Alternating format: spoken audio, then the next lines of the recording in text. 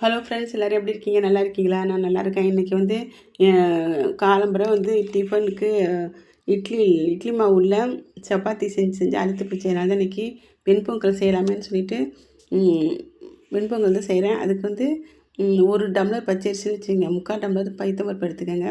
ரெண்டையும் நல்லா கழுவி 6 டம்ளர் தண்ணி ஊற்றி குக்கரில் ரெண்டையும் போட்டு நல்லா வேக வச்சுருங்க. ஒரு 4-5 விசில் வச்சு மசிச்சு இறக்கி வச்சுக்கோங்க.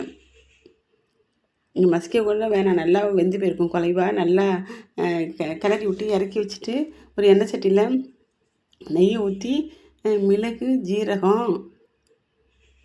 ஜீரகத்தை போட்டு கருவேப்பிலை போட்டு இது முந்திரி இருக்குல்ல, அதையும் போட்டு நல்லா சவக்க விட்டு கொட்டிடுங்க. இதில் கொஞ்சம் பெருங்காயத்தூள் போட்டு மஞ்சத்தூள் போட்டு கொஞ்சோண்டு பச்சை மிளகாவும் இஞ்சி நைஸாக வெட்டி வச்சுருக்கீங்களா, அது இதில் போட்டுருங்க.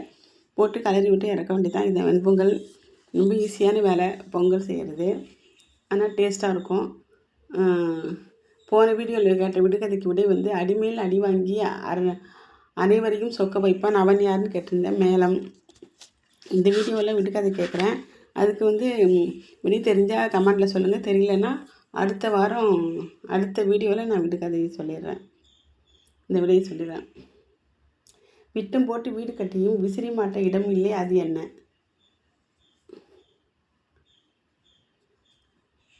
தெரிஞ்சால் சொல்லுங்கள், தெரியலனா அடுத்த வீடியோவில் இந்த விடுகதைக்கு விடை சொல்லிடுறேன்.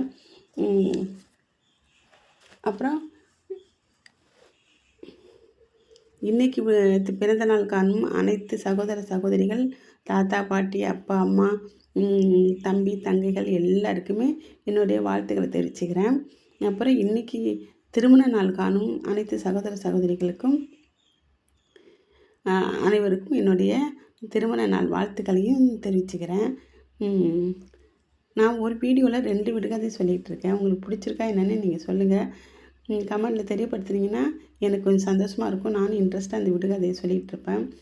விடுகதை சொல்கிறதுனால குழந்தைங்கள் சாப்பிட அடம் பண்ணாமல் அழகாக வாங்கி சாப்பிடுவாங்க. தூங்க வைக்கவும் விடுகதையை கேட்டுக்கிட்டே தூங்க வச்சிடலாம் குழந்தைங்கள. இது ஒரு நல்லது தான். விடுகதை சொல்லி குழந்தைங்களை தூங்க வைக்கிறது ஒரு நல்ல பழக்கம். குழந்தைகள் ஈஸியாக சாப்பிடுவாங்க, அப்படி கேட்டுக்கிட்டு தூங்கிடுவாங்க. நம்மளுக்கு ரொம்ப சிரமம் இருக்காது. அதனால தான் உங்களுக்கு இந்த விடுகதை சொல்லி நான் வீடியோ போட்டுக்கிட்டு இருக்கேன். உங்களுக்கு பிடிச்சிருக்கு பிடிக்கலன்னு நீங்கள் கமெண்டில் தெரிவிச்சிருங்க.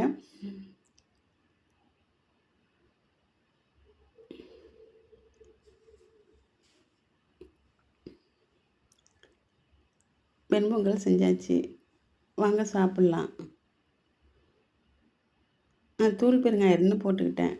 நீங்கள் வேணால் பெருங்காயம் கட்டி இருந்ததுன்னா நீங்கள் நெய்யில் தாளிக்கக்குள்ள அது சின்ன கட்டி எடுத்து போடுங்க. அதில் சின்னதாக போடுங்க, ரொம்ப போட வேணாம். மஞ்சள் தூளும் போட்டிங்கன்னா கொஞ்சம் நல்லாயிருக்கும். அதுக்கு நான் தேங்காய் சட்னி தான் வச்சேன். பொங்கலுக்கு தேங்காய் சட்னி, சாம்பார் இதெல்லாம் நல்லாயிருக்கும். உங்களுக்கு எது பிடிக்குதோ அதை செஞ்சுக்கோங்க.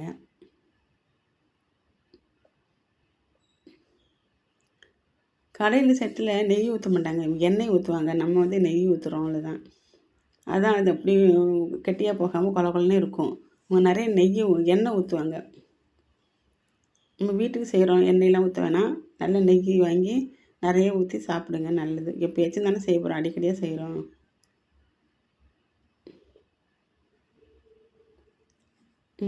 ரெடி ஆகிடுச்சு, வாங்க.